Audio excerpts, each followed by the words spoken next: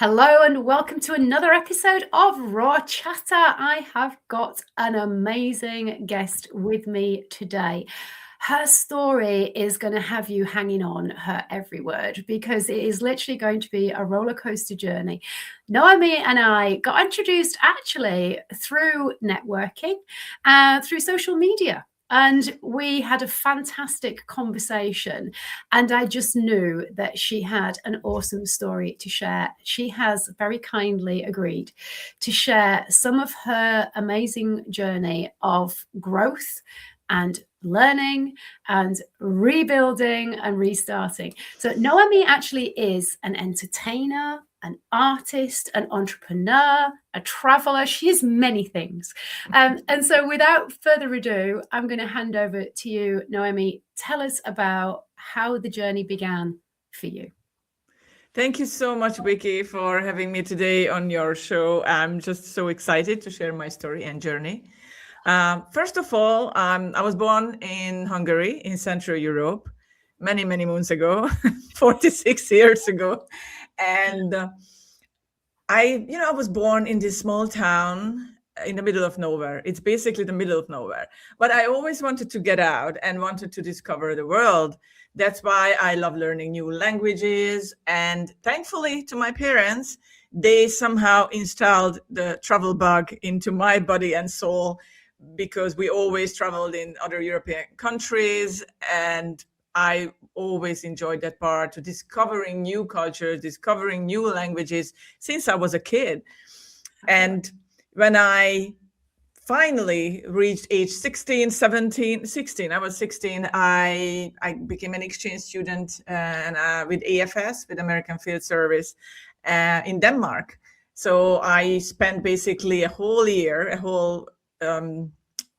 school year basically with a Danish family. Wow. Going to a Danish secondary school, learn the language, and it was an amazing experience for me. So for me, coming back from Denmark and going back to Hungary, finishing my studies, was a huge gap between what was happening in the West and in the middle of Europe, between the school systems. Mm-hmm. And that somehow changed the whole journey of my life, because I discovered very early in my life that there is a big world out there, and we can do anything we want in life, and we can travel anywhere we want. And I didn't want to be stuck there. And that's how it all started. So for me, languages, travel, they played always a very, very important part in my life.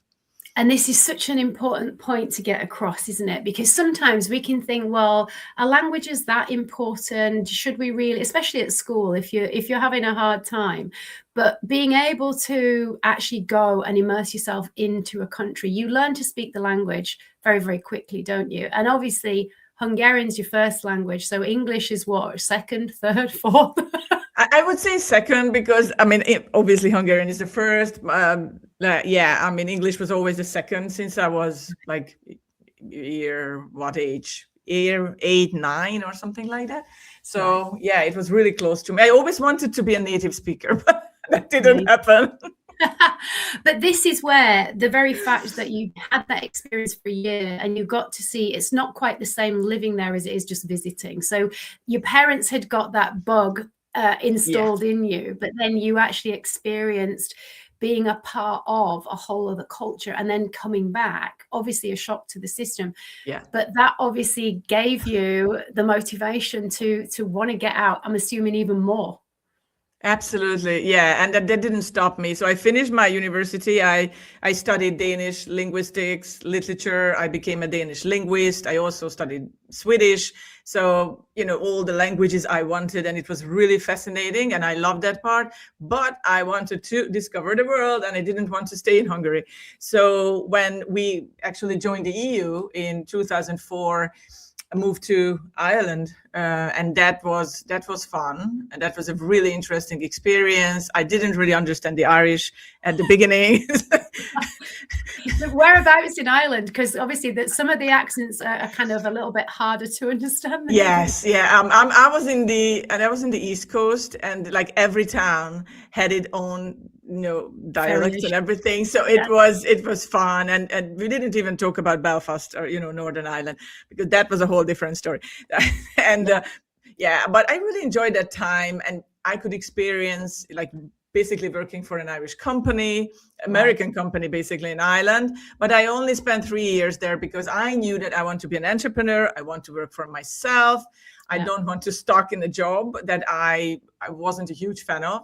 So I became an entrepreneur in 2007, and that's the whole story started. Basically. So you moved to Ireland, I'm assuming, on your own. You went together with my husband. Yeah, together with my husband. Right. Yeah. So you were by that point you were married. So you weren't just suddenly going off on a big adventure. You'd got a job in a company. You got a stable relationship, and so after 3 years, you decide, right, I'm going for it.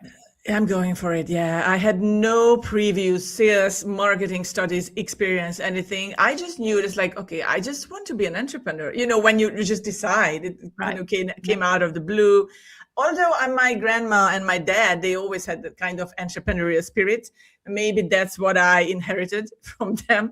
But other than that, it was completely new to me. But I love learning new things. So for me, learning about sales, marketing, online marketing, and that was the early age of online marketing. It was very interesting to jump on and start doing things that I haven't done before, but I really enjoyed that part. And I did a lot of content creation, social media marketing since 2007. And it was fun. It was fascinating. And the business we created, it was always connected to travel. So thankfully, that was travel related again. So I was blogging, travel writing about different cities, and created different websites in different languages. So basically, kind of my dream came true because I worked in the travel industry for many, many, many years.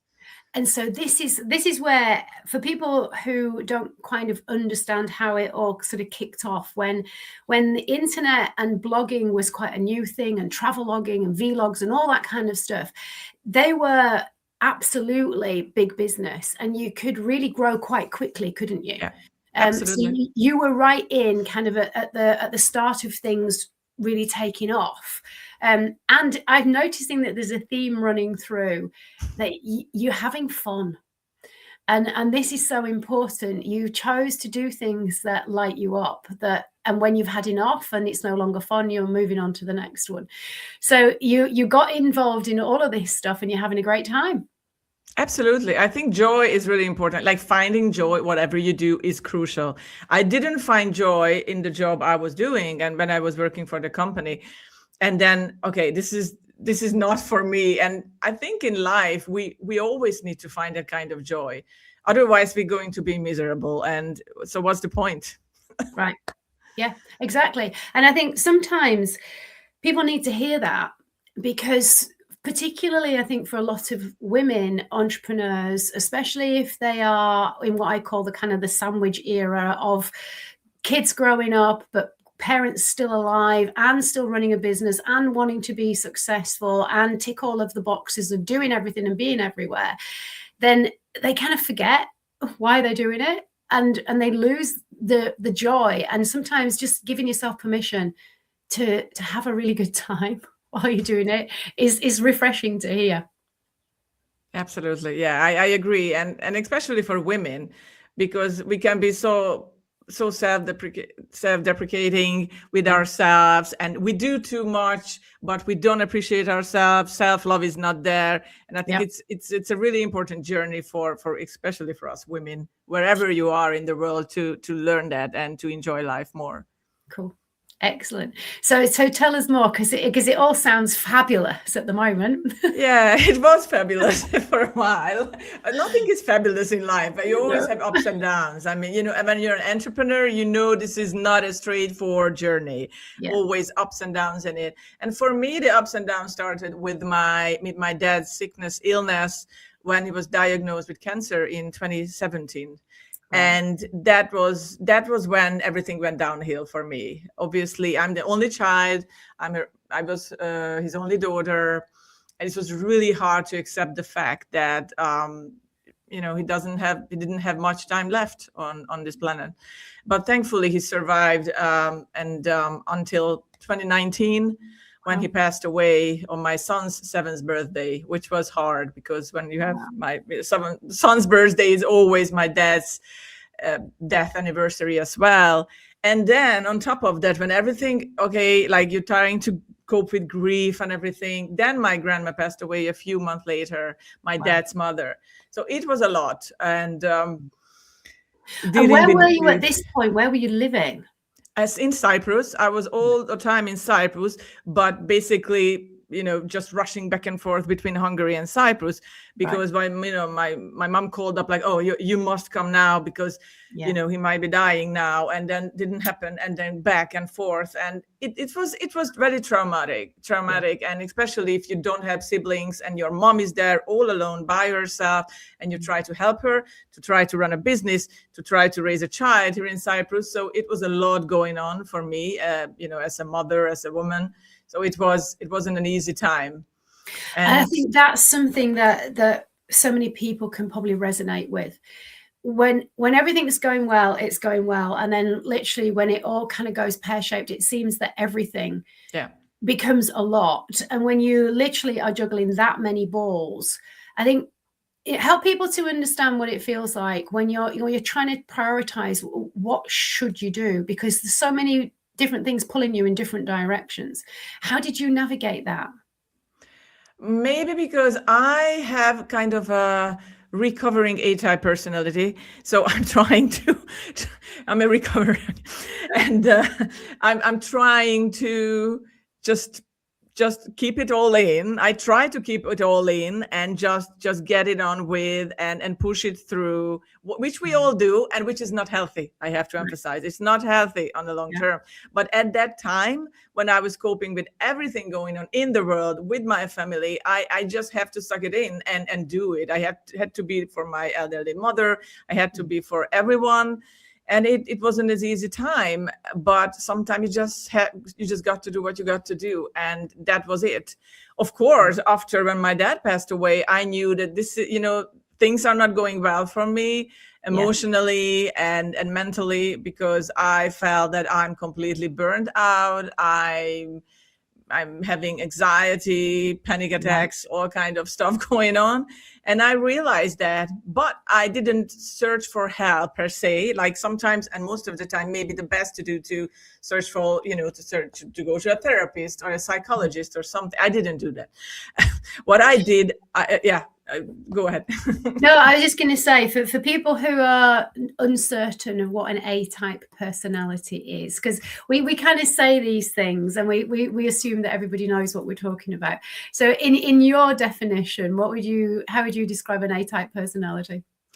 For me, an A-type personality is that who, for example, loves her lists and loves to keep an eye on everything and trying to pull everything together and keep an eye on all the stuff going on in her business or doing too much. For me, that's it. And you want to give your best, you're a maximalist, so you want to give 150% all the time. But on a long term, that's not healthy. And I realized that.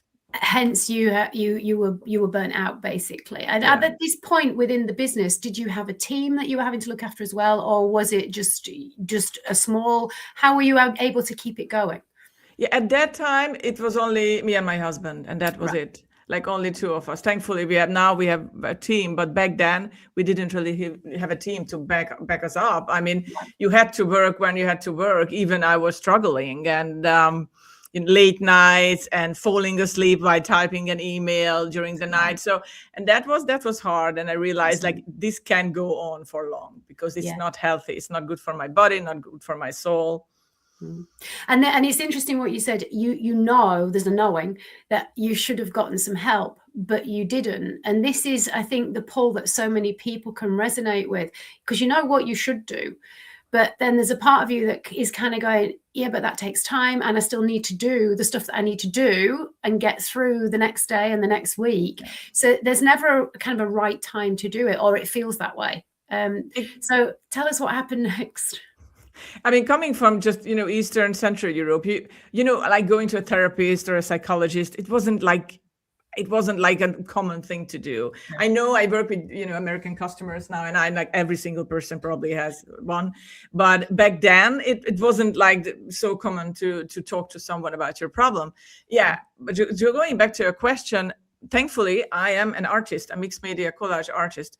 And I also did some studies on positive psychology and art therapy. And basically I started to use these on me, on myself, and to help with my own grief and my own trauma, which was interesting because I had no clue why I started to pick up all my collage work.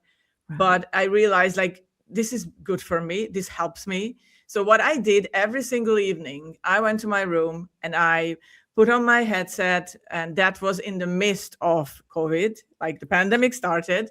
Right. And I'm struggling here, and the whole family is cooped up. Plus, my mom stuck with us on Cyprus too, because she traveled here, and then all the flights stopped from one day to another. So she stuck with us, basically, poor her, for like 2-3 months, like basically on the island, which is not best, the worst place to be during the COVID. She was away from her friends as well, and the community that she knew. Yeah.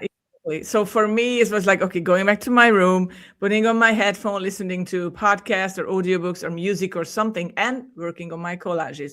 So it became a kind of meditation for me, and a healing journey for me. It was really interesting. Like day by day, I just went into the room every single evening, shut out the world, didn't watch news, didn't listen to the news, didn't check the news online, nothing. I kind of created this own artistic bubble for myself to help me to heal.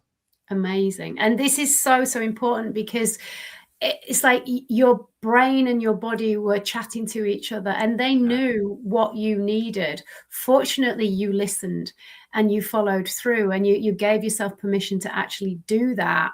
And you just found that through consistency, it had the desired effect that you wanted, which is incredible. And I just love the fact that it was just so organic. You didn't kind of go, right, I'm going to do this, and this is what I'm expecting to get from it.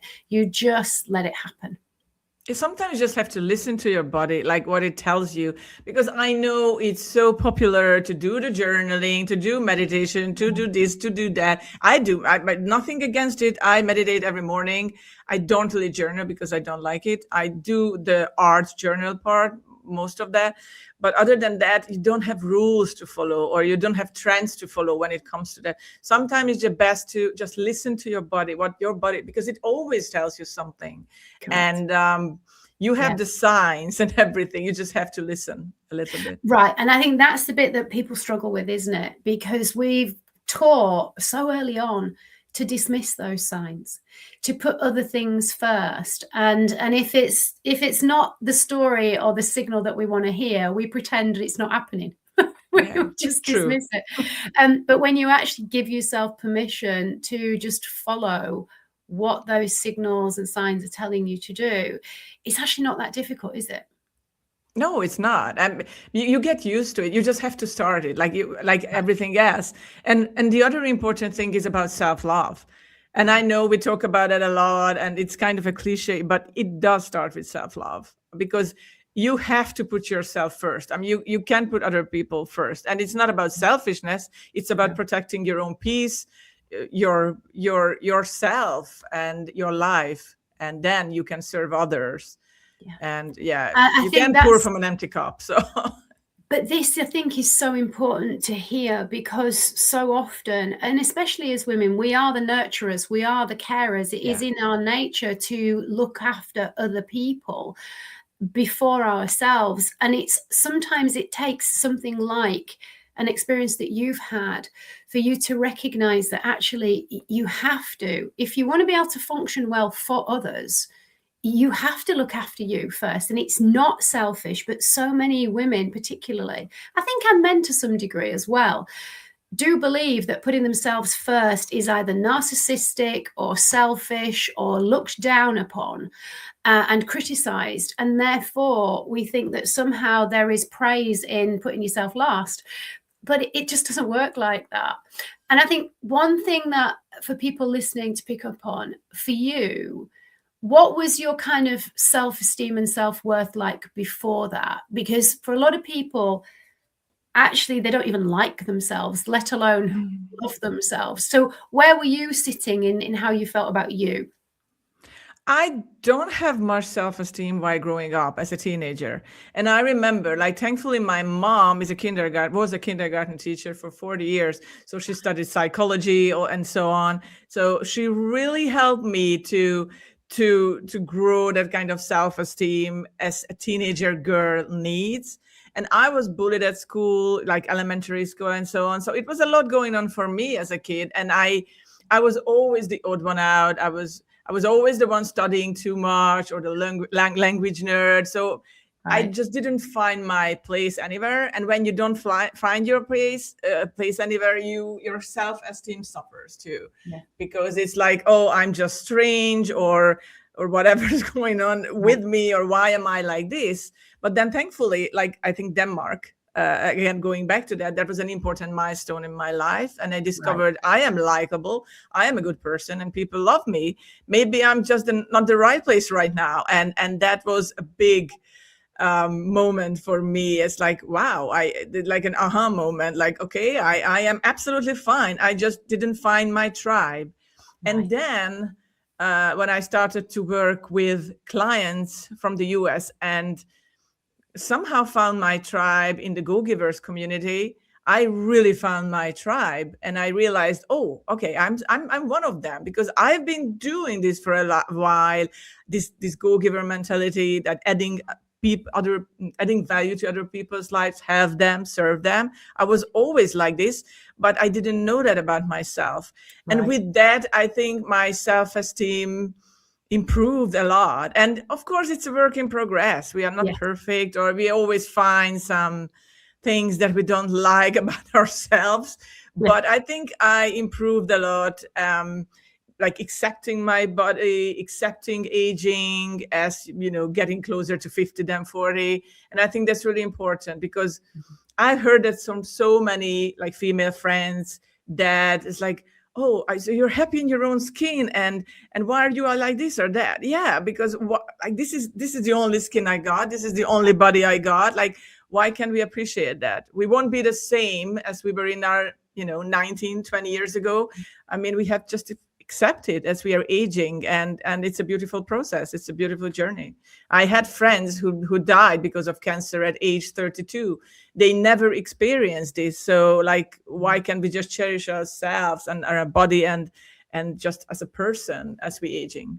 I love that. Absolutely love that message. So you were stuck in lockdown with mom, and you were doing your healing in your room. And so tell us then about what happened. It was really interesting, because you don't see the results like straight away. This is not like a overnight success or something like that. It like you're building up those muscles that help you to heal. And the more collage I made, the happier I became, the more relaxed I became. And I started to build my tribe thanks to my new work, which was our podcast booking agency, which we started in 2020. And with that work, I became the face of the company. I started doing interviews, podcast interviews I'm talking about. And it opened up a whole new world for me, because I was kind of camera shy. I never liked like really talking in front of people, anything like that. And I discovered that, holy, I'm like, I can do that. This is amazing. And it's probably that gave again confidence boost. Brilliant. Fantastic. And obviously in lockdown, you couldn't travel as much as you wanted to do, but you kind of were traveling in terms of the amount of people that you could reach on a global level. So although you weren't physically in the same countries, you were able to connect with people from all over the place. So tell us a little bit more about what kind of drew you to the podcasting. Was it because you were listening to them in lockdown and you just felt drawn to, and you saw the opportunity that you could see for yourself and your business? Not really, no. Oh. It's a beautiful question, Vicky, but it wasn't like that at all. I wish. No, it was accidental. Right. Like for most of the entrepreneurs, what we started in during the pandemic, it was accidental. Like Right. thankfully, we had a mentor, an Irish guy who was into the podcasting world way before everyone else in Europe, and he started. Basically a course on how to run a podcast booking agency. We joined that course. We learned how to do it in like 2 weeks, and off you go. So it's like now we're going to have a podcast booking agency. And I wasn't in the podcasting world before. I didn't know much about podcasts. So for me, it was completely new. I had to, start something from absolute like complete scratch, and that was like very, very interesting, and it was scary at the same time, because when you experience something that you haven't done before, of course every new thing is scary, but it was very exciting. So I was like, okay, I'm in, let's do this. I mean, no other options. I'm in travel industry, like basically down, no flights, nothing is going on in the world. We had to figure out something, so that was it. Brilliant. And how did you find the journey then to kind of restarting in a field that you were a complete novice at? How was it? And I'm assuming you were doing it with your husband as well. Yes, that's right. So how did you both kind of feel about going into this, what seemingly at the time was a big pivot? It kind of didn't seem necessarily related to travel, but it sort of is, isn't it? It's kind of, and for me, because communication is kind of my forte, because of my studies and the different languages, it really helped me to use my creative brain as well. But that was before the ChatGPT AI era. So it was even harder because you had to figure out everything by yourself. Right. And so it was really fascinating. And it was also interesting because I never worked with American clients. So that was the first time. And I was a bit scared because, all this bad reputation that like American clients going to sue you or something's going on. And that's why so many European entrepreneurs, they don't want to work with them. Right. But then I said, it's like, why would they sue us? I mean, like, if we work well and we help them, there shouldn't be any problem. So for me, it was just working with a different culture and different people and adjust your style and the way you react with them. And actually, thanks to them, I learned so much about American culture and from American people. Like I would say 90% of my friends are in the US right now. Really? And it's really interesting that like they are much more open to the world. And, after 2 minutes, the whole story of their life and everything. Like when you talk to Scandinavian, a German, or someone from the UK, I mean, it's completely different because we don't open up that easily. So actually that helped me to create like a healthy relationship with clients and with people I reached out to. But it was a very interesting journey that I had to learn everything again from the scratch. But because I love learning new things, it didn't really bother me because it was something new, something different. So I think that's a good thing when you're starting new things, you're forced to start new things. You can still enjoy that ride because it gives you so much excitement and just new things. And I was sometimes gobsmacked, like wow, this is happening. I mean, but that's the beauty when you can just stand back for a moment and just go, oh my God, this is working. And yes, it's hard work, but in a different way. So have you still got the travel bug? And are you still wanting? So have you been across to America to obviously in lockdown you got to know your clients and a lot of them were American based. Have you actually had the opportunity to go and visit them in person, and have you been drawn to doing that? Yeah, of course, I had to. I mean, and now probably another journey in the plan too, because I love traveling. And last May, I traveled for a hiking trip to North Carolina. That was my first time ever in the US. So for me, it was a big like I needed to have it needed to take 45 years to get here, but like whatever, I did it, and it was fabulous. I really enjoyed it, and Yeah, and now I want to discover other parts of the US as well, because my clients are all over the place and everybody's inviting me. You have to visit me the West Coast, East Coast, whatever. So it's fun. And of course, you never lose that kind of travel bug. It was interesting because during the pandemic, everything stopped, and I felt like, okay, so this is it. I will never travel again, and this is the end. But then I discovered that no, actually, there's like I can still do this, and especially the US trip gave me the confidence boost. It's like, yeah, you can travel 17 hours, and you're absolutely fine. And like, yeah, amazing. And so now with the actual business, so if people are listening and they kind of go, well, what is a podcast agency then? Because it's not a travel agent, but it kind of is that you help people to source the right shows for them and what they want to talk about. So tell people how it actually works, because I love your format because it's very different to how other people do it.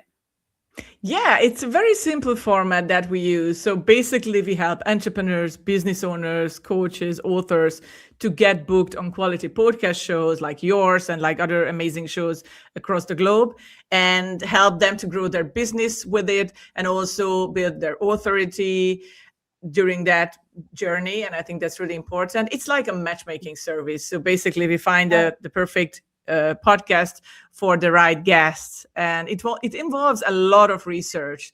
We really have to get to know our clients and the podcast host as well, and we provide them with a done for you service. So we basically do everything for them, starting with research, setting up bios, topics, and holding their hands until they can go on the show, and we organize everything. And I think the fun part is the matching part, when you realize like, oh, that client is perfect for this show, and it's just an aha moment that comes to me every day. But that is one of your kind of secret sauces, isn't it? Because you know the people that you talk to, you know the right kind of questions, you know how to bring them out of themselves, you know what certain podcast hosts are looking for and what they're not. But there are so many podcasts now. I mean, it literally has just like blown up, hasn't it? So how on earth do you keep on top of, the podcasts that you kind of know are ones worth getting your guests on, and the ones that kind of aren't that hot? I love that. It's not easy. I network a lot. So whenever somebody asks me, who do you want me to introduce you to? It's like, introduce me to an amazing podcast host, because I love expanding my network. We've been working with around 700 podcasts worldwide, and it's pretty amazing. And I love connecting with the podcast host before we start working together. For me, it's really important to have that human connection, that human touch.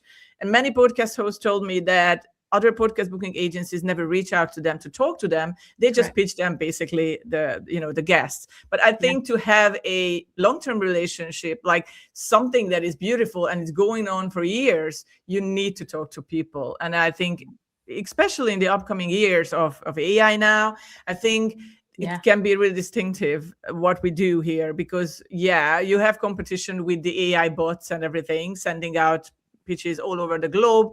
But I mean, this one, the one-on-one chat and the human touch and the heart-centered leadership, I think it's really important in this world, and it's going to be even more important in the upcoming years. I think you're absolutely spot on. And that's why I loved talking to you initially, because we were just talking about life in general. And that's when I realized you actually had an amazing story. And that wasn't what our conversation was about, but I invited you to be on my podcast.